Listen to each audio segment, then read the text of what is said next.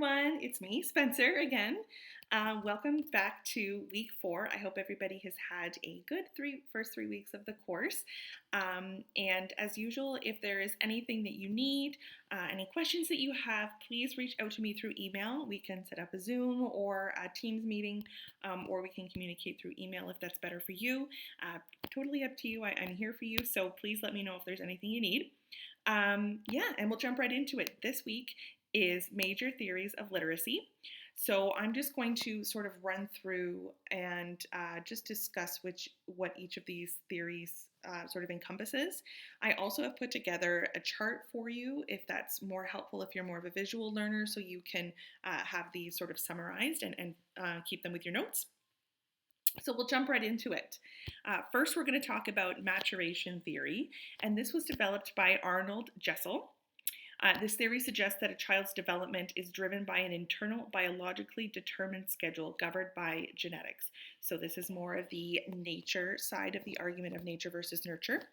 While environment also does play a role, the theory suggests that children achieve developmental milestones in a predictable sequential pattern at their own individual pace, suggesting that development precedes learning. Jessel developed the Jessel Developmental Schedules, which are a system of observations and assessments. This system evaluates a child's development through direct observation of their behavior in relation to age-appropriate milestones and norms.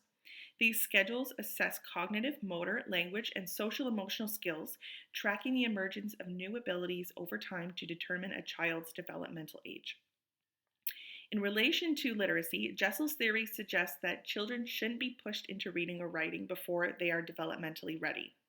He cautioned that introducing literacy instruction before a child is developmentally ready could lead to frustration and negative learning experiences. This is something that I've always believed myself when it comes to teaching really anything with children, and especially young children, that if you sort of push them before they're ready, you might find that they have a negative outlook on learning, or they may lack confidence. They may feel like they might not be able to do it. So it's important to take a look at the child's their repertoire, their behavioral repertoire, their learning repertoire. Do they have this in them? Do they have the skills necessary to move forward with any sort of advanced skills such as reading or writing? The next theory we're going to talk about, I'm sure, is familiar to a lot of you. It's behaviorist theory from B.F. Skinner, something that is taught through a lot of different courses. I'm sure you've heard his name a gazillion times, but he has some things to say about literacy as well. So his theory proposes that all behavior is learned and shaped by environmental consequences like reinforcement, so adding or taking away a stimulus to increase a behavior, and punishment, which is adding or taking away a stimulus to decrease behavior. In relation to literacy, Skinner's theory implies that literacy is learned through imitation, practice, and reinforcement. We're going to talk about Piaget, another one that you have heard a lot, his constructivist or cognitive development theory. So this theory suggests that individuals actively construct their own knowledge and understanding through interaction with their environment and experiences. This process involves adapting internal mental frameworks called schemas through two main mechanisms: assimilation, where new information fits into existing schemas, and accommodation, where existing schemas are modified to incorporate new conflicting information. Based on this theory, children actively construct literacy knowledge as they interact with print and language, and reading and writing should connect to meaningful experiences and problem solving. Yet another theorist we've heard of quite a bit, Vygotsky, and his social constructivist theory. He also has something to say about literacy. Individuals construct knowledge through social interaction and cultural context rather than just through individual exploration. Vygotsky proposed that learning is a collaborative process between people and later becomes internalized as individual understanding. This theory suggests that culture and society provide the tools and interactions necessary for cognitive development, with learning often happening in group settings and through shared experience. So according to Vygotsky, literacy develops through social interaction and cultural tools, so books, print, and technology. Adults scaffold the learning, and peer interactions support literacy growth. Okay, here's somebody that maybe you've heard of, maybe you haven't. Her name is Marie Clay, and she authored Emergent Literacy Theory. So, her theory proposes that literacy is a developmental process beginning at birth rather than something learned only after formal schooling. The theory focuses on how young children actively learn and imitate reading and writing behaviors before they are conventional readers. Key aspects include observing children's behaviors, recognizing literacy development as a lifelong process, and using their existing knowledge and skills to scaffold further learning through teacher guidance. This is something that I've seen with my own children and with children that I've worked with in the past before they have even, taken an interest in books or in literature. You see them, sort of mimicking writing. They do those little scribbles on pieces of paper and say, oh, I'm writing a story, or I'm writing you a letter, or I'm making a grocery list. And it just sort of looks like the up and downs that you see when you're writing.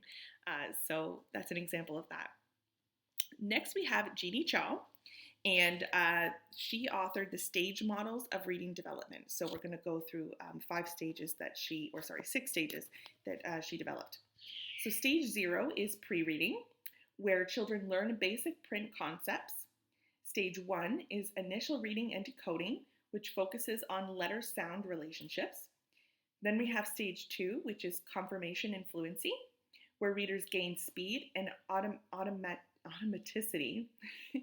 That's a funny word, with familiar texts. Stage 3, which is reading for learning the new, which is emphasizing comprehension and acquiring new information. Then there's stage 4, multiple viewpoints, involving the analysis of varied perspectives in texts. And stage 5, construction and reconstruction, where readers synthesize information and form their own educated stances. So, according to this theorist, instruction should match the child's developmental stage. We don't just sort of jump in anywhere. We have to see where they're at, which is something that I think most of us naturally are drawn to. Then we have transactional or reader response theory developed by Louise Rosenblatt. So she views reading as a two-way transaction between the reader and the text, where each influences the other to create meaning. The reader's unique background, experiences, emotions, and knowledge contribute to the creation of a personal meaning from the text. So a little bit more of that nurture side, if you will, in terms of the nature versus nurture argument that we so often hear about. We next have the reading acquisition model from Uta Frith. So this theory believes that the development of literacy in alphabetical systems as a 3-stage process: logographic, where words are recognized by a global visual shape. For example, like a stop sign, seeing the stop sign, the child recognizes that means stop when they don't necessarily know the word stop, the physical word stop. The next stage is alphabetic, where letter sound correspondences are learned and words are sounded out. So an example is a child sounding out the word cat by combining the k sound of the C, the a sound of the A, and the t sound of the T.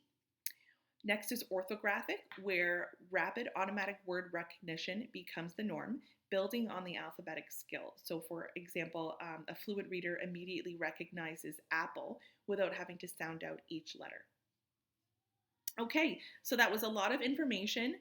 Take some time to look at the chart I put together for you. That sort of summarizes what we've talked about. Jot down anything that you think might be important or relevant to you in your learning, or anything that you find interesting. And again, if you have any questions for me, please let me know. Enjoy your tasks and your week, and we will talk soon. Thanks so much.